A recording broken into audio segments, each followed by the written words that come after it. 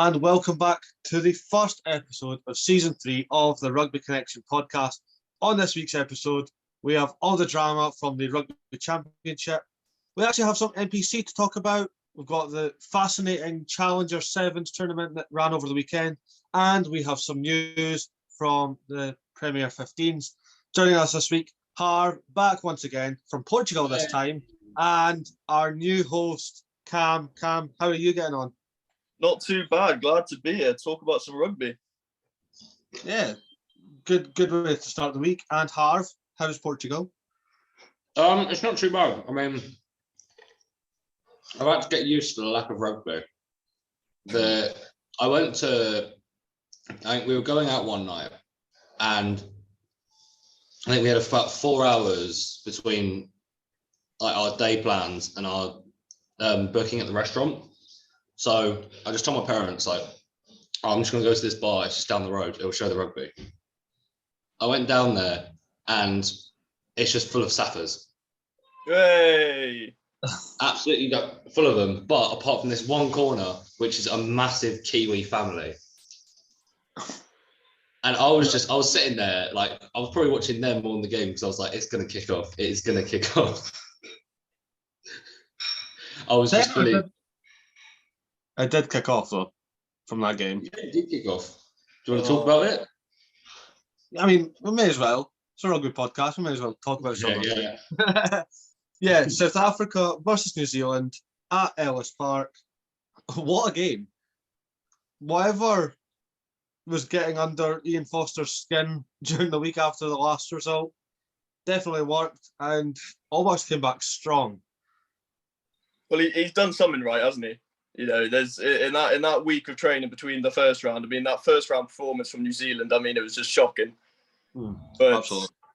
You know, in this week leading up to round two, I mean, I wouldn't say it was like watching the old All Blacks be back, but I mean, That's nowhere near. You know, they at least they're back winning, and you know that added on to a pretty poor first half performance from the Springboks. I mean, you know, fair play to New Zealand. It's nice to see them finding a bit of form again. Yeah, I agree with that. I just think it's so ironic that the one that started the try scoring was Sam Cane. Of all the people to do it, it had to be the captain that nobody wanted as captain. And no, I must say, like, I understand people giving the coaching staff stick and whatnot, because at the end of the day, they are responsible for, a lot of how the team performs and how the team plays. But I mean, you know, I think, especially with the players and whatnot and everyone going after Sam Cane, I do feel for the guy. You know, at the end of the day, like, you know, obviously he's, he's captain, he has that responsibility, but you can't really do much with poor coaching and a game plan that isn't working. yeah, that's fair. I mean, I think it was after last week's result, and he was like, Ian Foster said, well, that's the best game all year. It's just not. Yeah. It's simply not. I think at this point, like, it's a game they almost had to win, and not even had to win in terms of the championship. They had to win to save themselves. Oh, you know, absolutely. They've been under probably the most pressure they've been on in maybe even over a decade. I think it was the first time they lost 3 consecutive games since 1998. Yeah. Or something like that. The records are incredible, but I think it's almost a must-win game, and the fact that they did pull it out of their pocket shows that they have got it in their pocket. But I don't know, it's the Rugby Championship. Like, things are never straightforward. I mean, 2 years ago we saw Argentina doing a double over the All Blacks. All Blacks, yeah. Anything can happen, really. But I think for as well as New Zealand played, they played some really, really good rugby, and I could tell. I only spent the first half in this bar, but they were playing some good rugby. I think there were a lot of mistakes, and I have to say from both sides. You know, I don't think it was a tidy game from either. But at the end of the day, I think whether the Saffers let them sort of in, if you know what I mean. But yeah, I think the this thing one. you can never doubt with this New Zealand team, they've still, they might have lost a bit of form, but if you look at the players on that team, you never doubt that they can pull out a performance because the amount of talent that's on that team. Well, even the amount of talent that's in that country. Oh yeah. All you need to do is look at the Super Rugby sides, because those 5 Super Rugby sides are top 15 in the world, all of them. Yeah. I was going to say top 10 there, but it's touch and go. I think they're all at least top 15 in the world. So there's crazy amount of depth in those teams. If we're talking about the New Zealand team, I mean, how much debate do we have over players getting into that side? Oh, it's spoiled for choice. Whereas some national teams, we can just think about it and just go, oh, this player solidified his position. Yeah. Why did you look at me when you said that?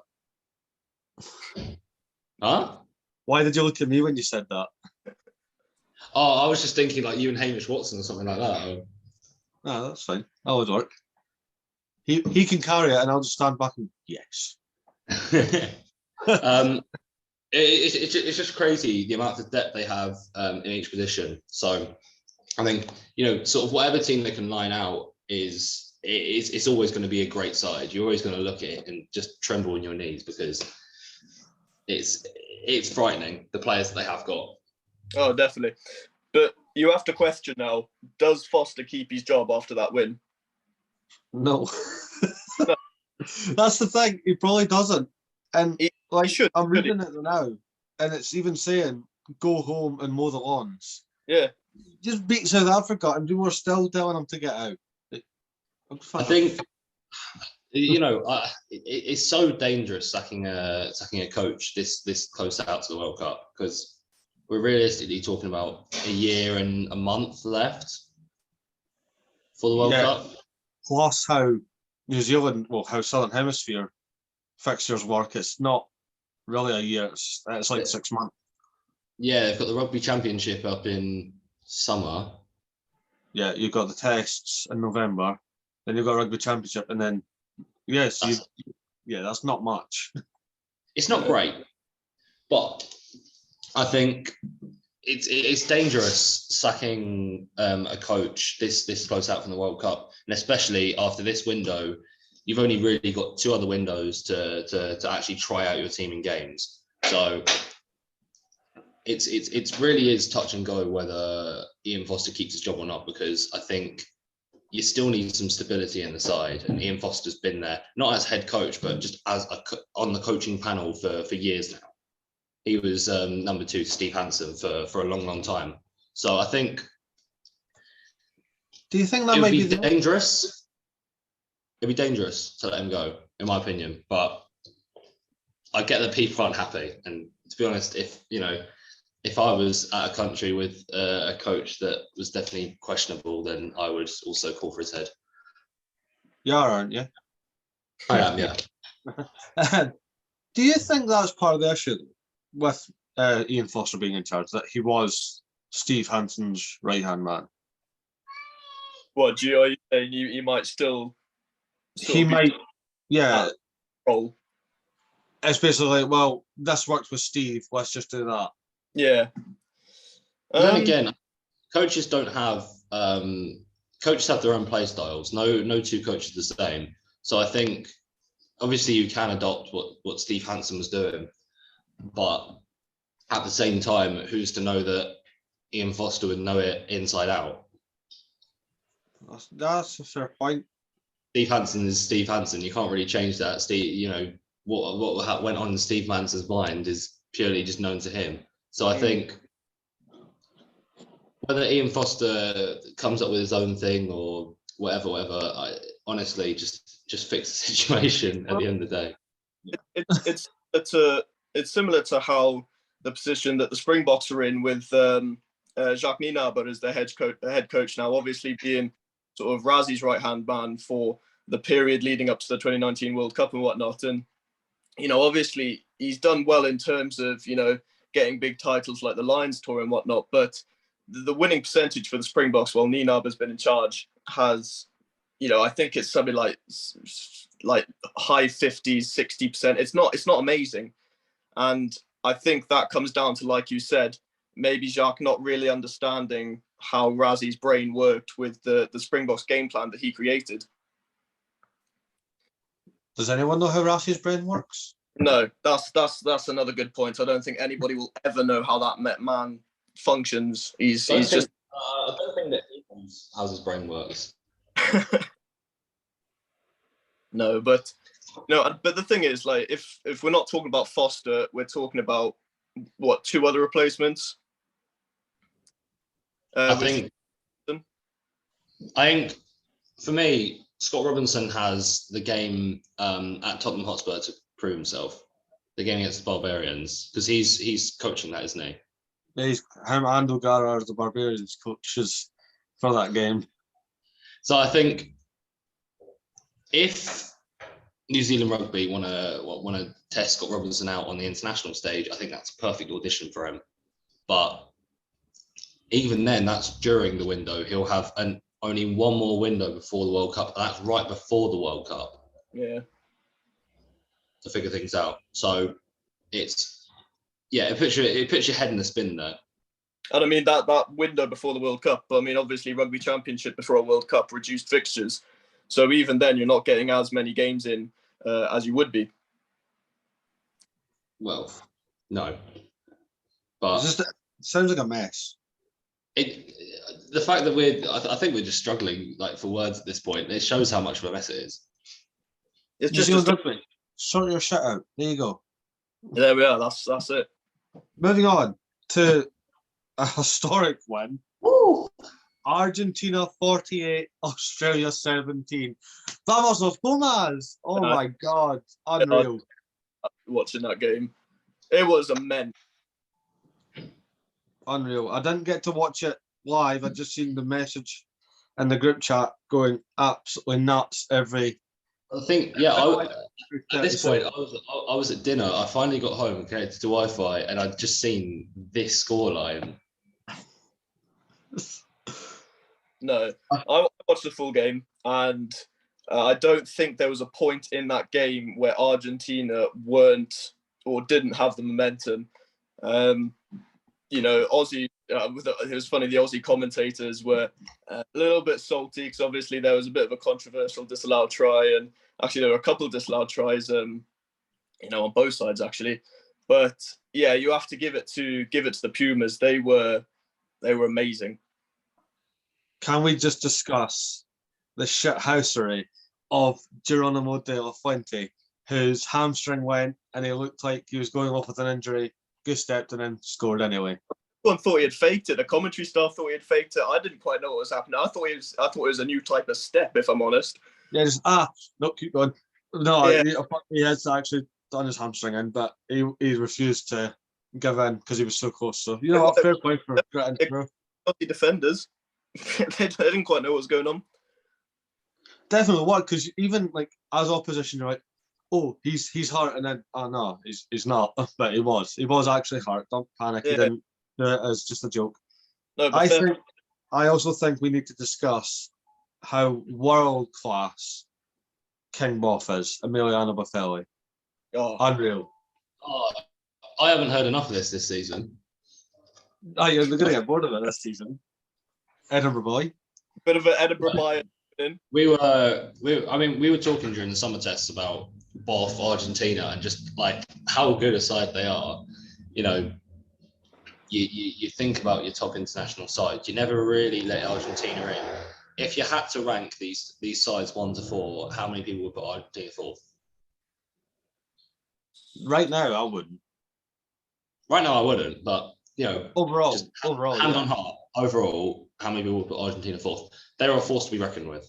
Yeah, 100%. Especially with Checa now in charge. Now, does that not sting a bit more that Wallaby's old coach, that basically got shoved out the door, is now putting near 50 on them? But I think it's just crazy. I mean, the fact that when I saw this scoreline, my jaw basically dropped. And to be honest, it's still dropped now. I mean, how incredible were Argentina? I mean, the first half was, competitive, but still 26-10 is it's a good enough scoreline to go off with, and then to put another 22 points on them. Yeah, ridiculous. It is insane. And Argentina have got something good going. I think they had the summer test against Scotland to kind of just flex their muscles for the Rugby Championship. I'm not saying that Scotland were an easy opponent, but they were. I can just see Murray's face. He's going off. I'm not saying Scotland are always going to be a tough opponent, and to be honest, those summer tests were incredibly competitive on both sides. But I think Argentina had a chance to, if they really put in their shift there and flex their muscles in those tests, then they can show what they're really about for the Rugby Championship, and that's just what they did. Yeah, I mean, I agree. Scotland. So after 2 rounds, Argentina championship table. It's quite exciting to see, actually. But everyone has won one and lost one. Yeah, which is mental. But I mean, you have to say the turnaround from last week, obviously conceding a pretty big comeback to the Aussies last week. And I think the key point is just they've managed to sort out their discipline completely in this past week of training. Because, I mean, last week, first half, again, pretty much dominant from Argentina. And then the second half, they just let it go with dumb penalties. This week, however, I mean, you just saw a different team, much more composed, much more disciplined. And they didn't really let Australia get into the game, really. Well, that's fair. I mean, it's going to be a very interesting tournament because now we go away from South Africa against New Zealand and Argentina, Australia, don't we? We've now got, I want to say it's New Zealand, Argentina, and South Africa, Australia. All tasty fixtures. It's just different game plan now. After seeing Australia play like that against the Pumas, I'm hoping for something good for the Springboks, but we'll see. I mean, obviously we lost both last year, so. Obviously you did, yeah. Yeah, don't remind me of that fact. It's dark days, please. Thank you. Oh, we always remind everyone of certain results on this show, don't worry. Yeah. Don't smile at me, Murray. I didn't say nothing. You know what I need to say. And now we've got South African as well, so he could just mention a certain scoreline as well. So right, anyway, next week. Now I'm going to go into your favourite thing that you've been chomping to get into the show. Go on. The NPC. The NPC. What New Zealand. league? What a league. And there is some of our boys in the league as well from the show. We've got Alex Nankivell from Tasman Bacco. We have Jackson Garn Bishop that came out for the Wellington Lions this week. I will mention him because he did win it last year with them. Danny Tusitala, he's part of Hawke's Bay. He's not in the squad this year, but I'm still counting it. So yeah. But yeah, before we properly get into the results, Harv, would you like to give your big idea? For the NPC? I've set this idea for almost a year now. I've been refining it for almost a year, and my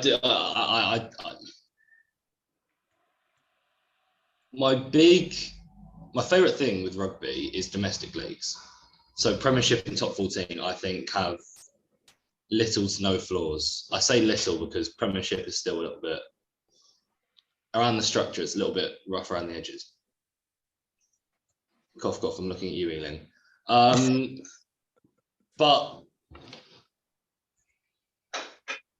the NPC is amazing. And when it was on Sky, I wake up basically every Saturday morning and watch watch whatever was on, right? It's an incredible league. It's an incredible, I absolutely love it. So my plan is make the NPC the premier club competition in New Zealand, and after the season, have a Super Rugby Aotearoa again. Basically, best players from the NPC season go to their franchises, and then they have their little 8-game season. I mean, I think it would definitely. I don't know how it works in other countries, but I mean, it would definitely bring a bit more to the NPC. Because I know for a fact, from, I don't know if you guys watch 2 Cents Rugby and whatnot, watching his videos on the NPC and how, back in the day it used to be the the big thing in New Zealand, and now obviously it's sort of in Super Rugby's shadow. Well, yeah, and you can say this about a lot of rugby, leagues, and again, Welsh Premiership. I'll put that out there. Watching some of the old games, some of the old highlights. I don't know if any of you watched that BBC documentary about the Welsh rugby team. I can't remember the name of it because I watched it back in like January. But again, there was a lot of focus on Welsh Premiership back at the time. Shane Williams playing for Neath, I think it was. Yeah.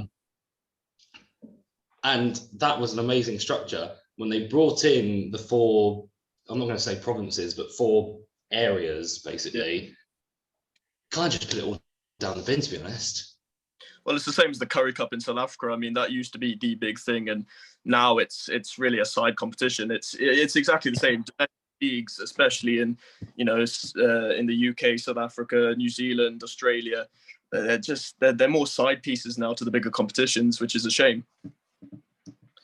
Exactly. Well, I think what countries and franchises are focused on is trying to be a part of the action instead of making their own.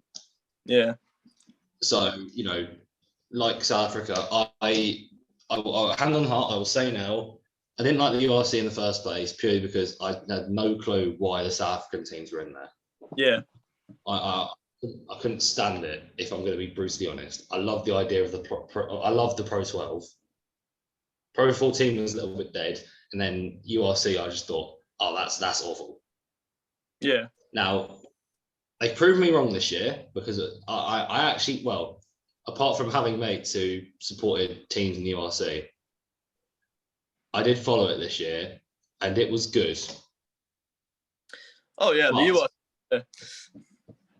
I would have loved to see. I would love to see a South African Premier competition, like Curry Cup, basically. I mean, how many franchises are out there? And talking the 4 in the URC, Pumas, Greycats, Cheetahs, Southern Kings could come back, and then that's 8 teams. And then you've got all the second division teams with the Curry Cup. So, there's. Well, there you go. Like you league there, and exactly what you're saying. There's just so much potential for domestic leagues to become big again and become the thing to watch, really. That's what I'm saying. I mean, these competitive as well. I mean, you look at. I know we've shied away from this round's results in the NPC, but you look at some of the results. I mean, they're close. They're incredibly close. They're incredibly competitive. I mean, 2 of the games ended up as 1 point. Auckland beat Southland by 1 point, and Hawke's Bay beat County Manawaku. But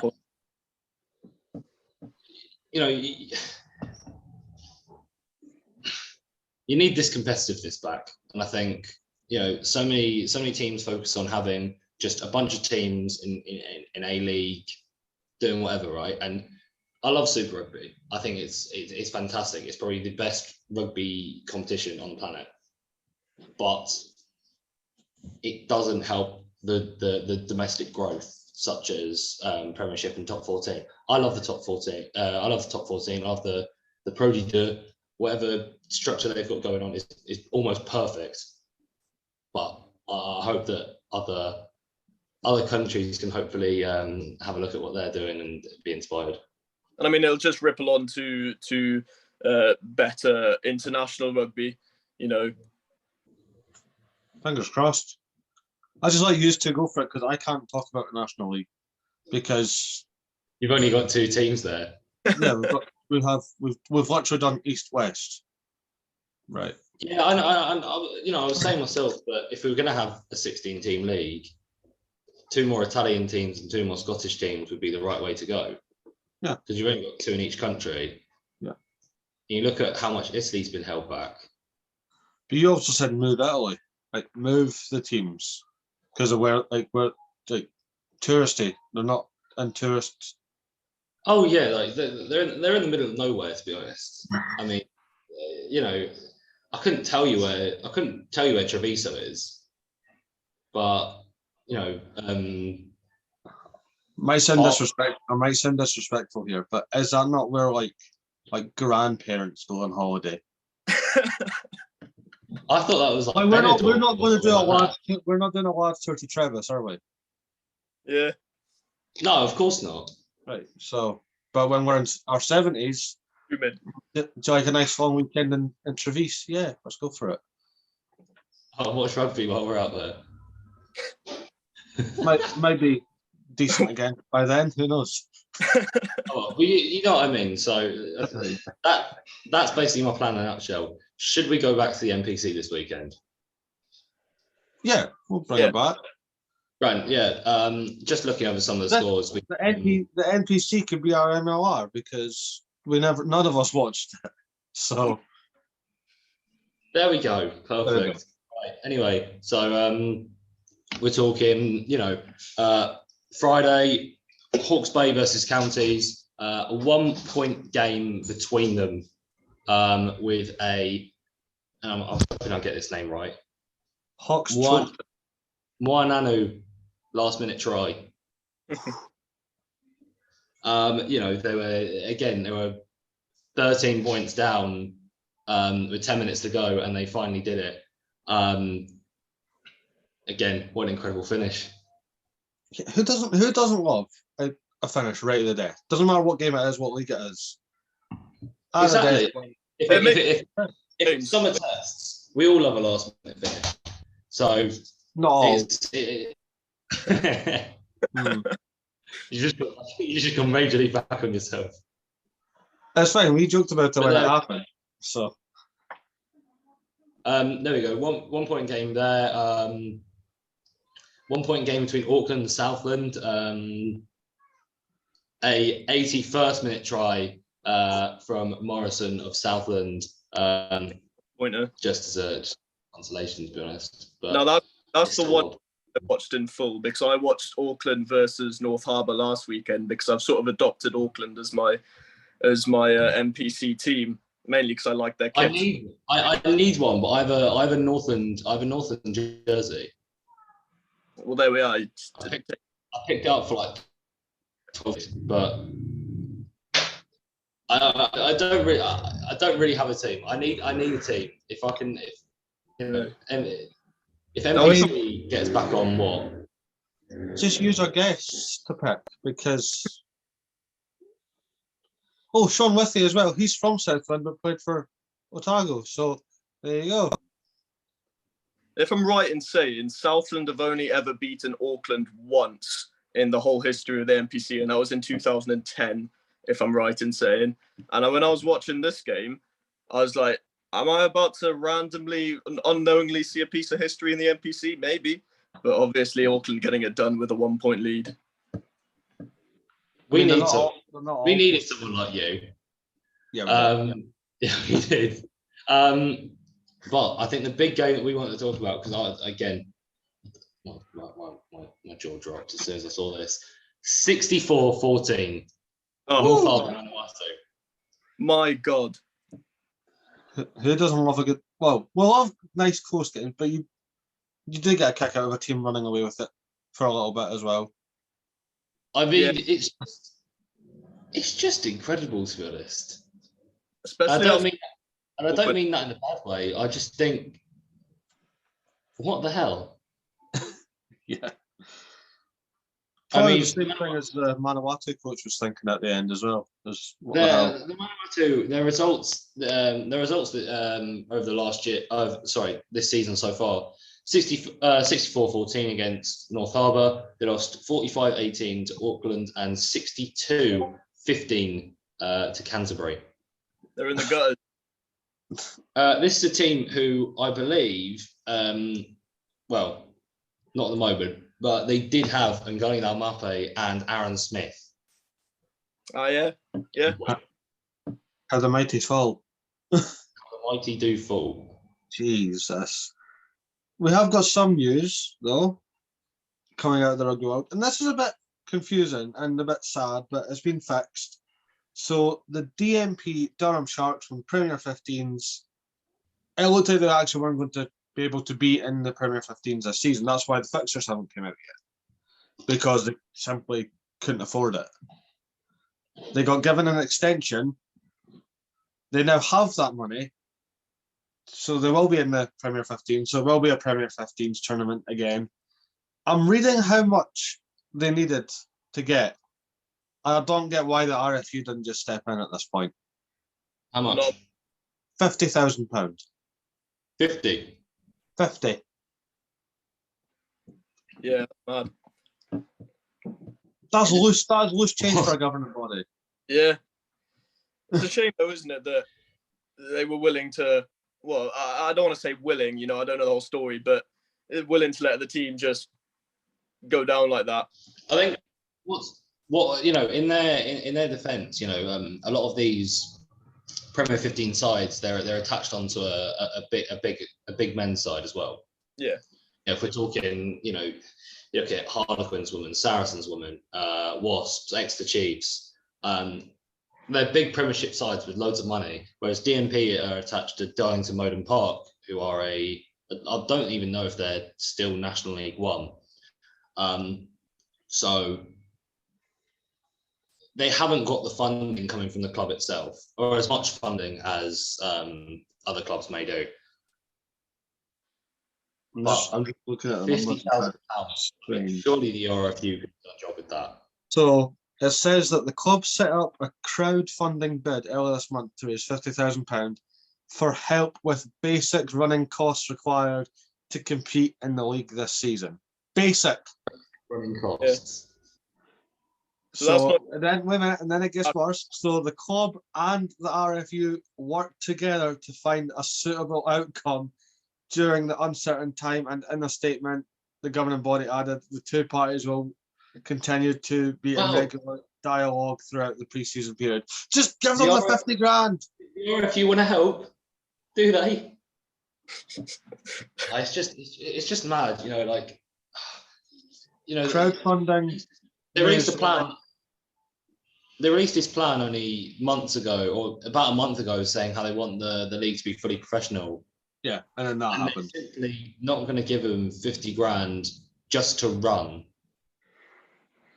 Oh God, it's so that 50 grand is the bare minimum for their running costs.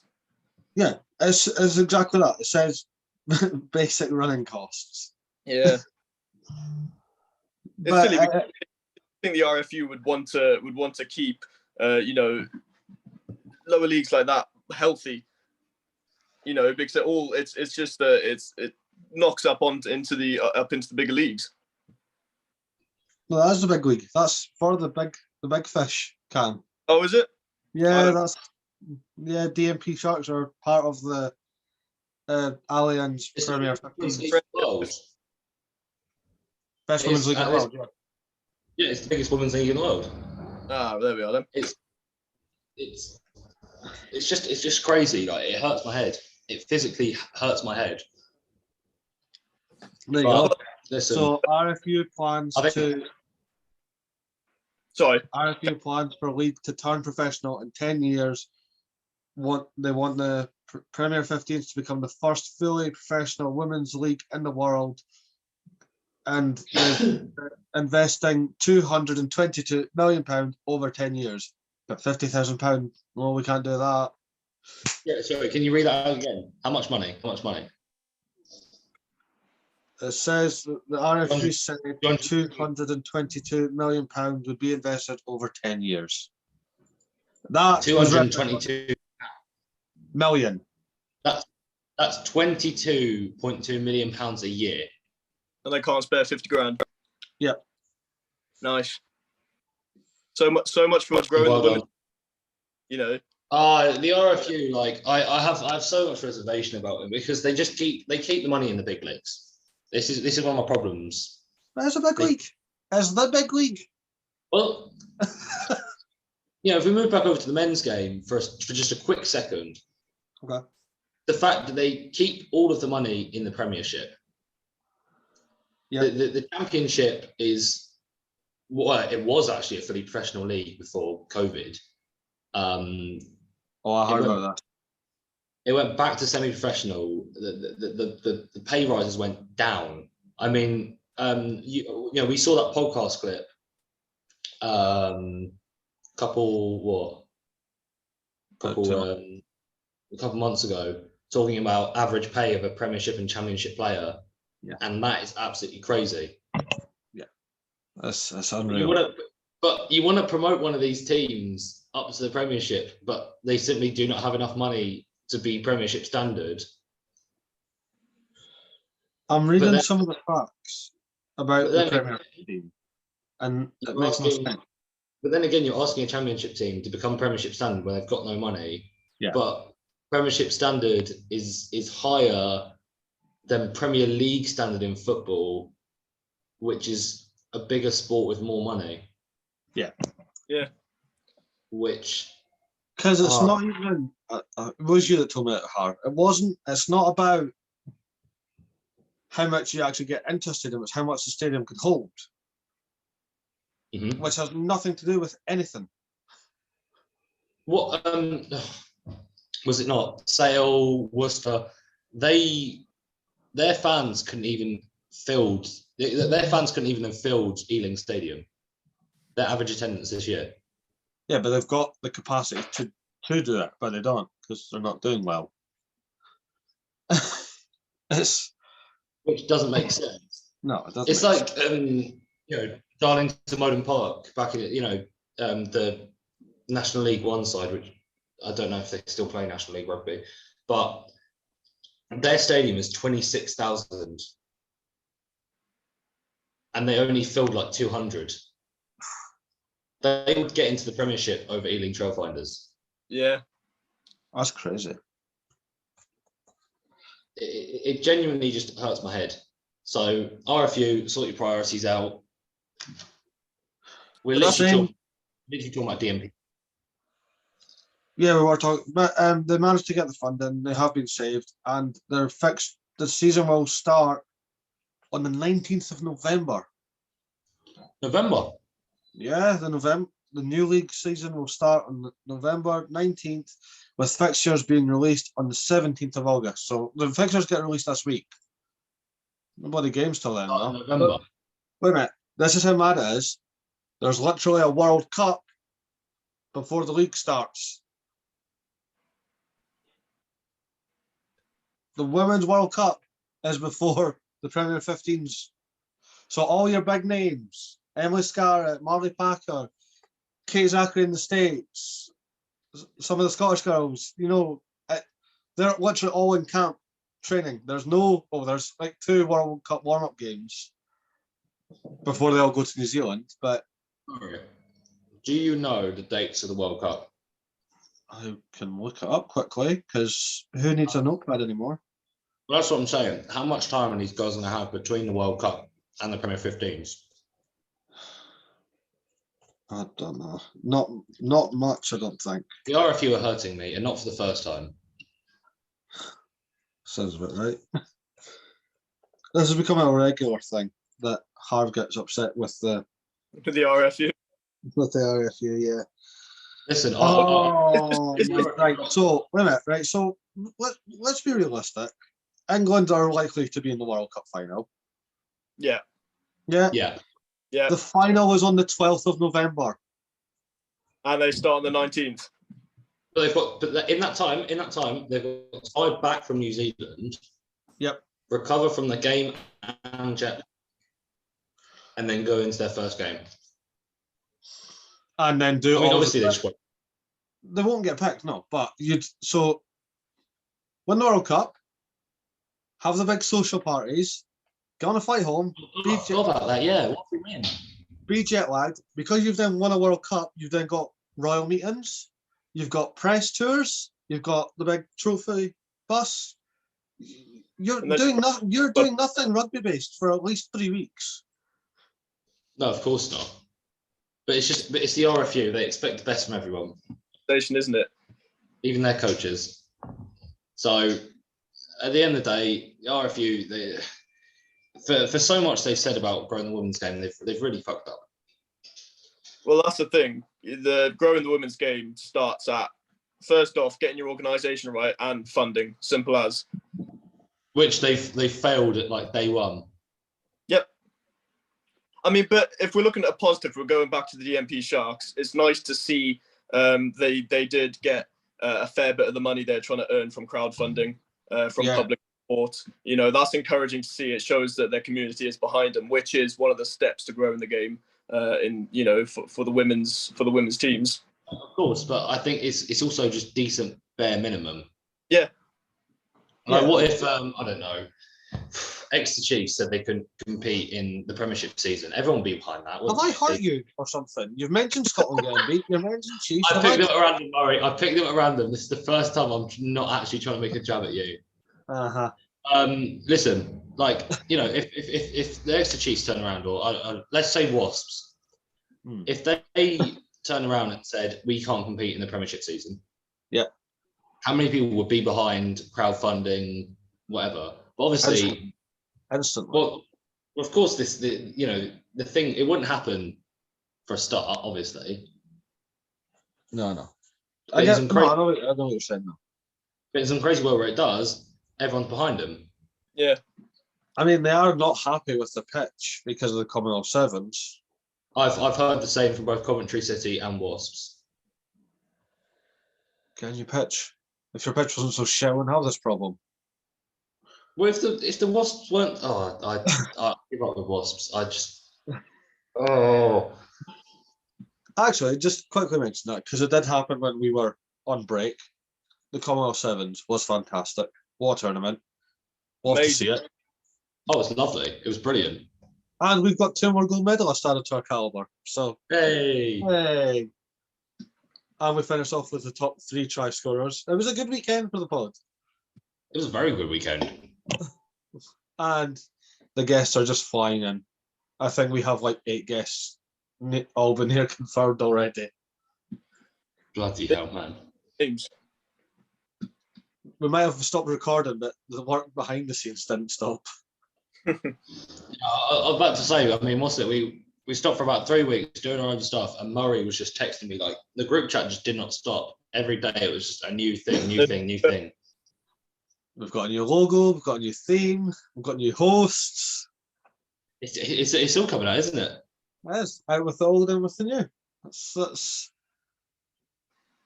I mean, there's still one old that's still standing, and it's me, but that's there we go, yeah.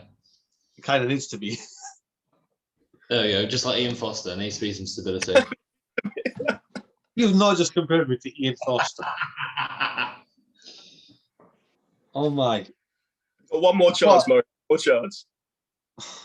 He's just not coming back. I'm getting the sack next week. Oh no, there'll be a crowdfunding for Harvey to come back, so. Please do, actually.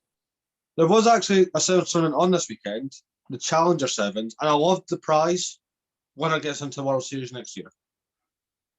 It's good incentive, isn't it? Yeah, it makes sense. And it was Uruguay that won it. Yeah. Yes. Happy days. I was kind of hoping for someone interesting. I mean, what were the semi-finals? Chile versus Georgia and Germany versus Uruguay. Germany would have been nice. Chile would have been nice. I mean, I would have liked Chile after the year that they've had. I would have loved to see Chile. You know, they've qualified for the 15th World Cup. Why not qualify for the 7 Series? Oh, we've actually got 2. You've just reminded me. We have 2 World Cups this year. Oh, we've got the 7th World Cup in like 2 weeks. 7th World Cup in like 2 weeks. In 2 weeks. And then that's I forgot about that. And then we've got the Women's World Cup. Who are we? In October. Playing our favourites for the Sevens World Cup? Australia. For the women's, Australia. Oh, easy. Yeah. I mean, right. So you're watching the Commonwealth Games. You know, other than that one blip against Fiji in the pool games, they were brilliant. 100%. And I mean, it's just bias. We always go for bias in the show. Yeah, right. Definitely. We love Michaela Boyd, but we have 2 in Aussie colours, so 2 beats 1. So yeah, it's as simple as that. The men's game's going to be more interesting though. Definitely. I mean, Fiji will be hurting from the Commonwealth because they didn't do it. 2 silver medals, both the women's and the men's. There you go. They're going to be wanting something. Fiji are out for blood when it comes to sevens. And they're just that team that you can never write off. It doesn't matter who they're playing against, how well your team are playing. Say for me, how well the Blitzboks are playing. If we're playing Fiji, you're always on the edge of your seats. You just don't know what they're going to come out with. Yeah. And then if England play Fiji, I just give up. So that's what happened. Oh, hello. we were doing well at the Commonwealth, and then we played Fiji in the quarters, and just nope. I was like, oh well, that's that then. Who do you think is going to be a shock at the World Cup? Women's World Cup. Shock. I don't think they're going to go very far. I just think they're going to be highly entertaining, and I'm going to go for Uganda. Yeah, I mean, them at the Commonwealth Uganda and Kenya play some incredible rugby, incredibly entertaining rugby. Yeah, I think the whole stadium for the Commonwealth Games, I don't think there was one person who didn't secretly support Uganda. Yeah, that's what I said. That they were brilliant, and also if somehow, some way, I'm going to get my hand on that Ugandan kicks. It was beautiful. Oh, Debs, same. But obviously, I'd like to see home World Cup. I'd like to see the Blitzboks do well, and they're on track. But you know, like you said, you've got teams like Fiji, you've got teams like New Zealand, even the Australian men's team. They gave the Blitzboks a pretty good run in the semi-finals. So it's going to be a good tournament. As I mean, just add it to the pile that we talk about on Rugby Connection, because I mean, this year has been a fucking amazing year for rugby in general. Sevens, union, everything. Yeah, 100%, and it's just going to get better. So next week we will be discussing Rugby Championship, NPC, because Harv really likes NPC, and it just makes sense. Rugby Championship, NPC. There are some World Cup warm-ups. No, not next week. So that's the following week. My mistake. And we have interviews coming out. We've got a big one coming out this week. Our first guest of the new season. Again, I could see Harv grinning because it's his boyhood club. We have Harlequins legend Chris Robshaw coming on the show. What a man. I'm so gutted doing that. I'm actually gutted. You could give us a few questions, but do head over to the Instagram page, because we do give you the chance to interview our guests by putting in your questions, even for this season, before we start recording. Give us some topics to talk about. For the fans, for the bad fans. Makes sense. So, all yeah. questions Chris Robshaw are going to be answered by Harv.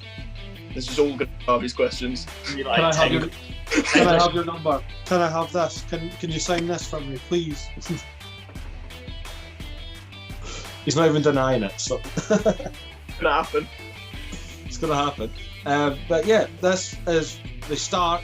It's going to be a very long season, but it's going to be amazing. Of season 3 of the Rugby Connection podcast with Murray, Harv, and Cam, and we will see you next time.